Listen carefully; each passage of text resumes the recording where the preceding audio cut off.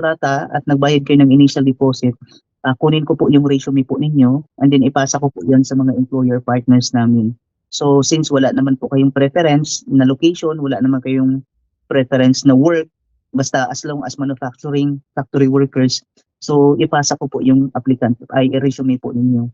Kapag may employer na kayo, i-schedule kayo ng employer ng interview. So ang interview po through Skype, Zoom, Viber, KakaoTalk, or WhatsApp. Depende po yan employer kung saan po siya mas comfortable kayong kausapin. No, yes po, kapag halimbawa nag-okay naman si employer sa interview ninyo, mag-issue po siya ng job offer po. So doon sa job offer, naka-indicate na magkano yung sahod nyo, ano po yung job description nyo, ano po yung benefits na offer po niya sa inyo. So kung nag-okay naman kayo, magpirma po kayo sa job offer at doon na po mangyayari yung second payment po, yung 5.5. Okay? After nyan, i-process natin yung, ibalik natin yan kay employer yung pinirmahan ng job offer kasi i-process po niya yung LMIA na tinatawag. So, Labor Market Impact Assessment. Sa Korea, di ba si Sadyang Nim po ang nag-process ng standard labor contract nyo sa HRD? So, ganun din po ang gagawin ni employer po. I-process po niya yung LMIA ninyo sa Canadian government, i-apply po niya yun. So, yan po ay, LMIA is yan po yung i-apply ni employer sa Canadian government para po i-authorize po siyang mag-hire ng foreign workers po. So, kapag wala po yun, hindi po kayo makuha. So, maximum duration po yan is 3 to 4 months po. Okay. So, after that, kapag may LMIA na kayo, ibalik yan ng employer sa amin and doon na po mangyayari yung last payment po, which is another 5.5. Okay, after nyan, i-schedule ko kayo ng medical. So, ang medical po, sa Seoul lang po yun. Kung saan kayo, yes po, sa Seoul or sa Busan po, kung saan kayo mas malapit. Sir, ang fees po ng medical sa inyo po yun ha, hindi po yan kasama sa amin. Which is, ang medical fee is, kung sa Seoul kayo is 250,000 won.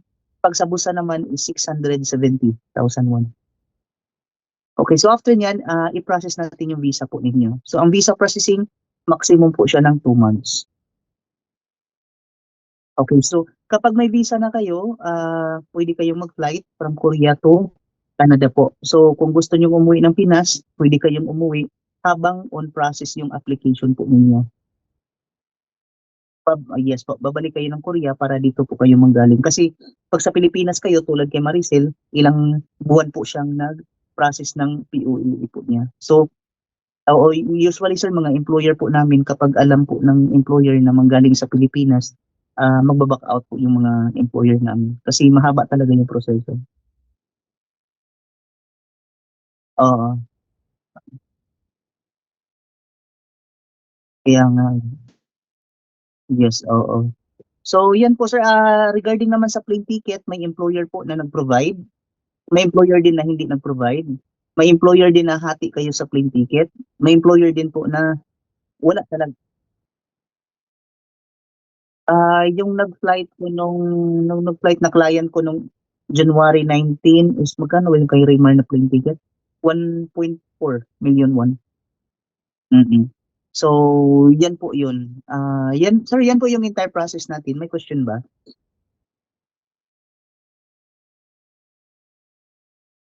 Sir, regarding naman sa IELTS, ano po yun? Saka na po yun pag mag-apply na kayo ng PR. Yes po. Yung mga aplikante ko dito, pag may time sila, nag-exam sila muna ng IELTS dito sa Korea. Kasi 2 years validity naman po yun eh. So yung application ng PR sa Canada, yung iba nag-apply after 1 year. So ang qualification po sir kapag nag-apply kayo ng PR is dapat um, nag-stay kayo sa kumpanya at least 1 year po. Tapos dapat nakapagtrabaho kayo ng 1,600 working hours. So yung iba naman, nakuha naman nila yung 1,600 working hours less like 11 months or 10 months. So depende yan sa working hours po sa company po ninyo. And then next is kailangan nyo pong pumasa ng IELTS or selfie. So yes sir, hindi. Yes sir, hindi ito po. Yes sir. Yes po, sa Seoul lang po yun sir, Seoul Station.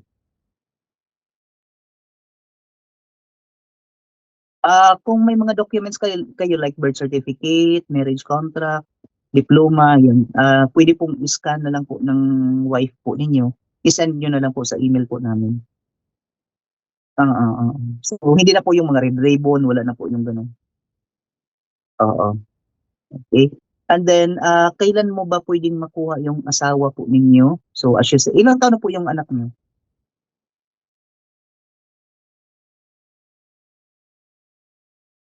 12, okey po. So, puwede niyo pong makuha yung asawa po ninyo since ang trabaho po ninyo dito sa Korea is, non-skilled work po siya. So, ibig sabihin, mag-focus po tayo sa application ninyo sa non-skilled work din po, okay? So, since non-skilled po kayo, sir, ang skilled po, 'pag sinabi nating skilled, yan po ay unique or very rare po na mga job opportunities like mga cook, mga retail, mga supervisor, managerial, butcher, yan po yung mga skilled work po, mga welder, ganyan po. So, ang kaibahan lang kasi 'pag sinabi nating, skilled work, puwedeng makuha yung family po nila, asawa at anak kapag, after 3 months. So kahit, ah, pagdating nila ng Canada after 3 months, kailangan lang po ng 3 months payslip po. So after that, puwede na po makuha yung asawa at anak niyo. Kung papasok kayo as skilled worker, after 3 months puwede niyo pong kunin yung asawa at anak po ninyo. Sige. So sa case mo naman na non-skilled po kayo, puwede niyo pong makuha yung asawa at anak niyo kapag number 1 po is PR po kayo. Kapag nag-PR na kayo. So again, pwede po kayong mag-PR, depende po doon sa qualification po na binanggit ko po kanina. May mga qualification po kung kailan kayo pwedeng mag-PR. Pangalawa is kapag i-level up ng employer yung position po ninyo. So let's say nakita kasi may mga aplikante naman akong ganyan sir na after 6 months, after 5 months, nakitaan ng employer na may potential naman na kayang mag-manage doon sa negosyo niya or lalo na po yung nag-e-expand ng mga branches po ng employer. So, ang ginawa po, ni-level up po ni employer yung position. So, kahit hindi kayo PR, as long as level up po yung position po ninyo into skilled work, pwede nyo na pong kunin yung asawa at anak po ninyo. Okay? And then pangatlo po is, pwede po makuha yung asawa at anak nyo kapag ah, ini-increasean po ni employer yung sahod po ninyo. So kapag halimbawa, after 6 months, in-increasean po kayo ng 25 per hour. So may may may kakayahan ka ng kaya mong buhayin yung family mo doon. So pwede mong kunin yung asawa at anak po ninyo. So kahit hindi kayo PR, as long as yung sahod po ninyo ay ni-level up into high stream wage po. Okay? So yan po yung mga option kung kailan mo pwedeng makuha yung asawa at anak po ninyo. Ah, wala sir, hindi po pwede sir. Even mga skilled work po, hindi po kasi may mga qualification po, requirements po na kailangan. Okay? And then tama po yun sir na ikaw po munang mauna doon para at least, kasi mahirap po kung kayong lahat ang sama-sama, lahat po kayo mag-a-adjust po. So mas maganda na magbi-build muna kayo doon para at least kung dumating man sila is may foundation na po kayo. Mm. Oo. Pero ilang taon na po ba kayo? 38, ayan, oo. So, I think kaya pa naman sa edad. Yes po, 50, oo, below 50 years old po. Pero 'pag nag-apply po kayo ng ano, ng pa-Canada, of course may mga employer na naghanap ng mas bata-bata. So, wala po bang mas ano pa nila kasi 'di ba mga employer, eh, gano'n naman talaga yung employer na 'di ba, kung maghanap man sila ng worker, eh, di sagarin na nila. So, wala po ba kayong mas ano pa nito, mas younger pa nitong mga applicant niyo ba? Kasi i-forward po namin yung mga application ninyo. So, si employer na po ang bahalang mamili doon. Okey. And then sa refund policy po, ito po yung refund policy natin. Sa loob ng 6 na buwan, kung wala po akong employer na naibigay sa inyo at ayaw mo nang ituloy ang proseso, ulitin ko lang sir, kapag sa loob ng 6 na buwan wala po akong employer na naibigay sa inyo at biglang nagbago yung isip nyo na hindi nyo na ituloy ang proseso, pwede po namin i-refund. Di ba may initial deposit kaming 2 million?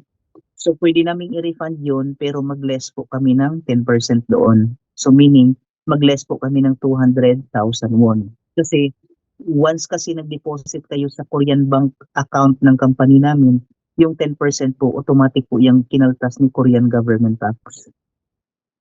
Okay? Number 2 po is kapag sa loob ng 6 na buwan, na-interview kayo ng isang beses po, kaso bumagsak po kayo sa interview at ayaw mo nang ituloy ang proseso, pwede po naming i-refund pero kalahati na lang po yung i-refund namin doon sa 2 million po ninyo. Okay? Okay. So pero yun nga ang advantage kung mahaba pa po yung visa ninyo dito sa Korea kasi pwede pa po kaming maghanap ng employer hanggang ma-hire po kayo. So unlimited naman po yung paghanap namin ng employer, basta nandito lang po kayo at mahaba pa po yung visa po ninyo. Okay. So pwede kayo ma-interview 4, 5, 6 na interview, 7 na interview hanggang ma-hire po kayo. As long as gusto niyo pa. So far sir, sa pinaka ano po na client ko, umabot kami ng 5 na interview po. Yung isang aplikante ko from Taiwan. So far nakaalis na po siya nung November po last year. Mm-hmm.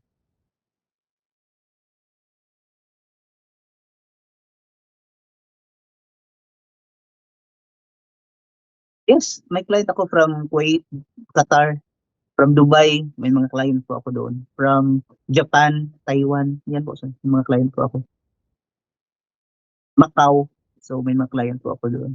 And then pangatlo, na refund policy natin, kapag nag-sign kayo ng kontrata at wala pang 6 months, ulitin ko lang po, kapag nag-sign kayo ng contract at wala pang 6 months, biglang nagbago yung isip mo, let's say sinabi ng asawa mo ayaw mo nang ituloy ang proseso, hindi po refundable yung initial deposit po ninyo. Okay? Kaya po decision making po, kaya tinanong ko po sa inyo kanina kung nag-usap na po ba kayo ng asawa po ninyo. Pero usually sa mga client ko, ang ginawa ko, pinakiusapan ko na if possible, tawagan ko ako after or i-message ako after 6 months para sabihin ko na lang sa management na wala po akong nahanap na employer para at least may ma-refund man lang sa inyo. Okay? And number 4 po, nagbayad kayo ng 2 million kapag nag-sign kayo ng kontrata. After niyan is nagbayad kayo ng 5.5 kapag may job offer na kayo. And after that, nagbayad kayo ng another 5.5 kapag may LMIA na kayo. So magkano po lahat yung binayad nyo sa amin, sir?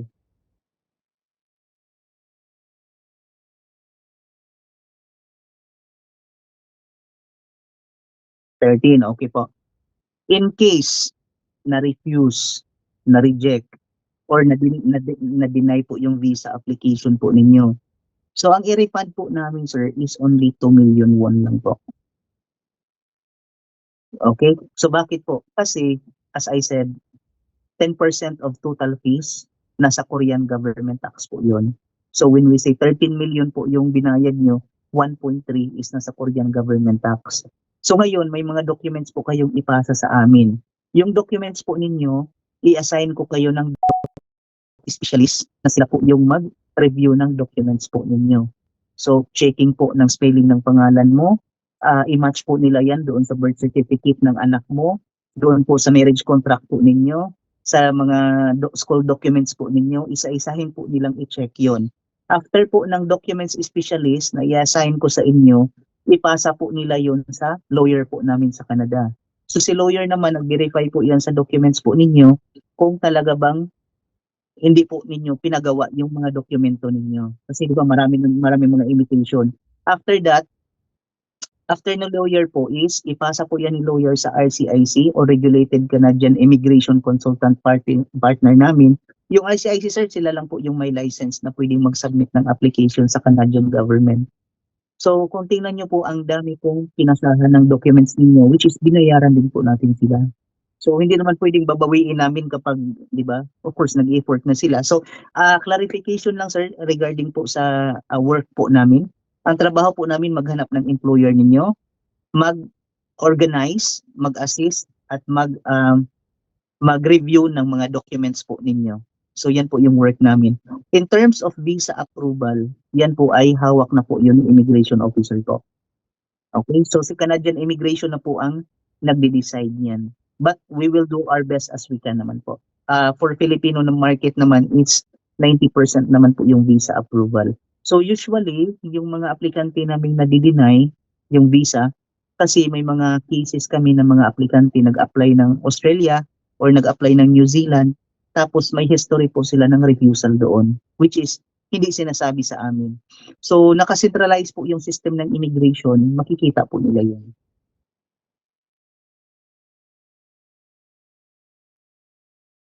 Hmm.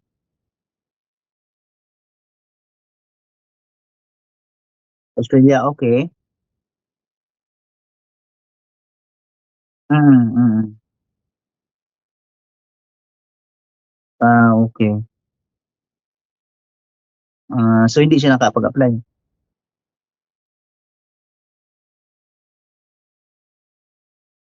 Um, Yun nga lang. Mm. Pilipinas. Yung sa Canada naman. Mm. Oo. Pero ano bang trabaho po niya, sir, sa Pilipinas? Sa Pilipinas ba siya? Ah, BDO. Anong work niya? Hindi naman siya.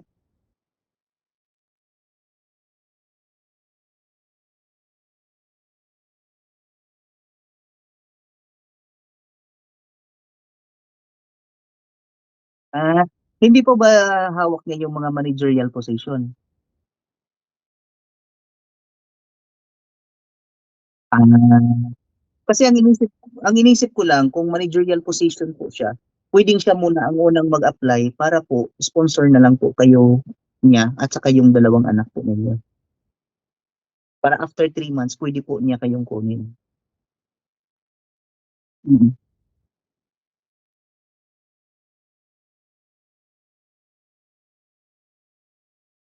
Kung managerial position siya, either sa retail po siya or sa mga restaurant po siya. Ano po, bangko siya. Pero same job description naman po yun, sir. Oo. Pero kung ang balak po niya is, ikaw muna ang mauna, again, mas okay po na ikaw muna ang mauna kasi, advantage lang 'pag ikaw yung mauna, magbi-build ka doon para sa kanila, para sa preparation nila. Advantage lang din kapag siya yung mauna kasi after 3 months kung managerial position man siya, puwede kayong kunin after 3 months po. So, mag-usap muna kayo kung sino po sa inyo or kasi, may kasama po ba ninyo yung anak niyo? Kasama, so most likely baka priority po niyang alagaan siguro yung anak pa ninyo. So, yeah, mag-usap muna kayo kung sino pong mauna. Mm. Kasi minsan may mga ganyan na asawa na, "Oh, ikaw munang mauna," kasi of course nag-aaral pa yung mga bata. So, 'di ba, mas maganda kung gano'n. So, well, choice naman po yun ninyo kung sino pong mauna. Okey, may tanong ka, sir, clarification?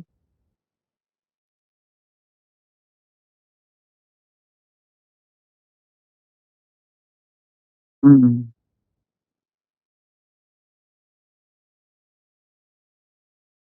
Yes, sir, reapplication po. Yes, sir, reapplication po ang tawag natin doon. So kapag i-reapply po natin, mag-provide po kayo ng supporting documents. So minsan si yes po, minsan si immigration officer sabihin po niya na, hindi siya convincing sa sa work history ninyo dati sa Pilipinas. Kasi minsan may mga iba kasing aplikante na may work sa Pilipinas dati. So alam naman natin ng mga certificate sa Pilipinas parang bond paper lang, parang hindi hindi ano, hindi formal na ano. So minsan suspicious 'yan sa mga immigration officer. So kapag 'yan po ang ilagay nila na reason kung bakit na-refuse yung visa po ninyo, ang gagawin natin, hingi po kami ng additional documents sa inyo na nagpapatunay na kayo po ay nagtrabaho talaga doon. So like history po ng contribution niyo sa SSS na nandun po yung name ng company. So mga additional documents po. Okay? Sige.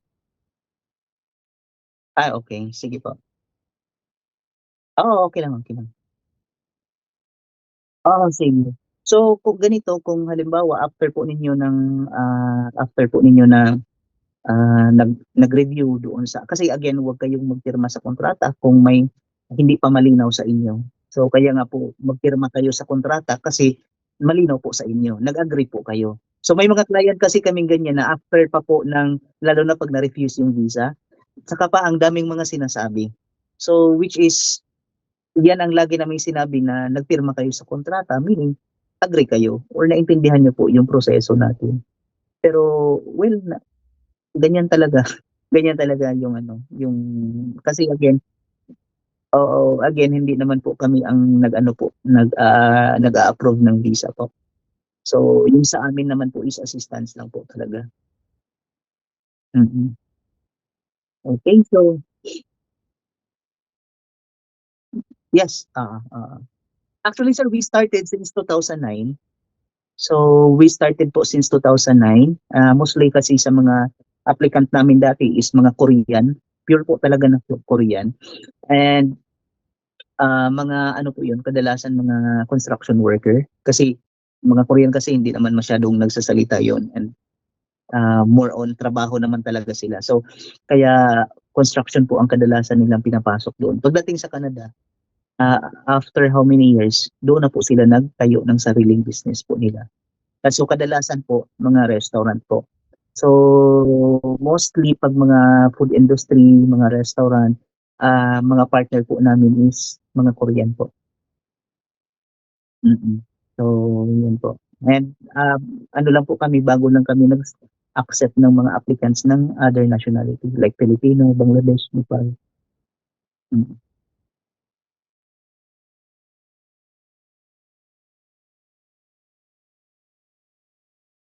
Mm, mm. Sige.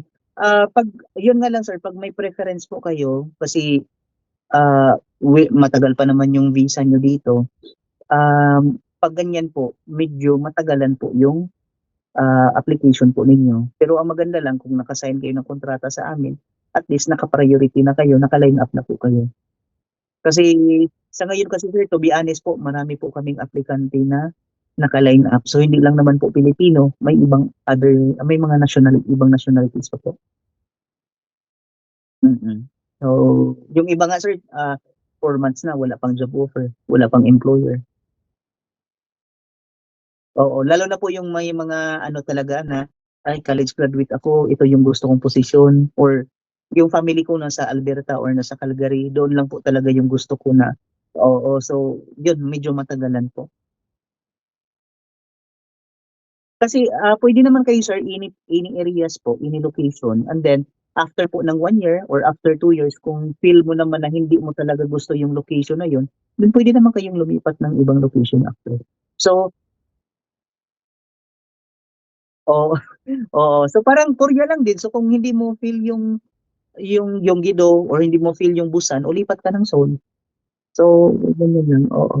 And then sir, requirements po pala, ito importante po ito. Requirements, regarding sa requirements is, PSA, birth certificate, marriage contract, payslip, meron tayong, bank certificate.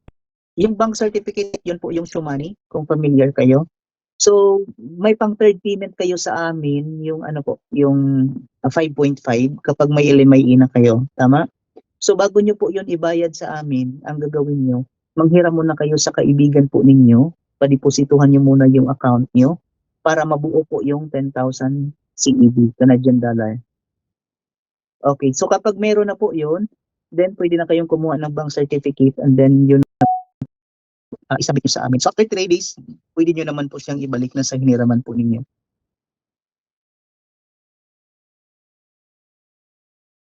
Ano po? Ano lang, may ano kasi yun sir, may validity lang po siya na 3 months. Oo. Oo, may validity po siya. So, within 3 months na po yun. So, kaya po, kukuha kayo niyan kapag may LMIA na kayo. Oo. Tapos, proof of asset. Yung proof of asset po is anything na ma-consider po ninyo as asset sa Pilipinas. So, savings account sa Pinas, titulo, ah, insurance, memorial plan, or registration ng sasakyan. So, yun po yung kadalasang hiningi ng immigration officer para po ma-assure po nila na talagang kung hindi man kayo ng PR sa Canada po sa loob ng 10 taon, may babalikan po kayong asset sa Pilipinas. Kasi pag wala po yun, may tendency mag-TNT po kayo doon. Oo, yes po. Okay. May question pa sir? Wala. Okay. So siguro yung may mga question po kayo, so hindi na kita pilitin, baka may mga question kayo after nyo kung mabasa yung contract namin. Oo. So kung ano, kung na-review nyo na, then may clarification kayo, then pwede tayong mag-call ulit. Kapag nag-sign ng contract sir, ano lang po ang kailangan ko, yung signature na electronic, sa papel lang po. Tapos i-attach na lang natin sa kontrata po. Hindi na po sir. Malayo po ba kayo dito or ilang oras po biyahe? Okay lang, kung kaya naman. Mm.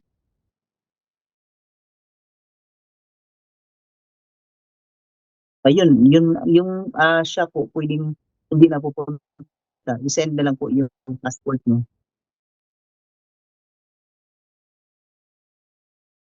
Ah, Puwede naman i-send na lang sir. Yung may client nga ako sir sa Jeju na nagkita lang kami nung paalis na po siya, nag-flight na siya. Mm. Okey sir? Oo, thank you. Okey po, sige po. Ay, sige po, okey po.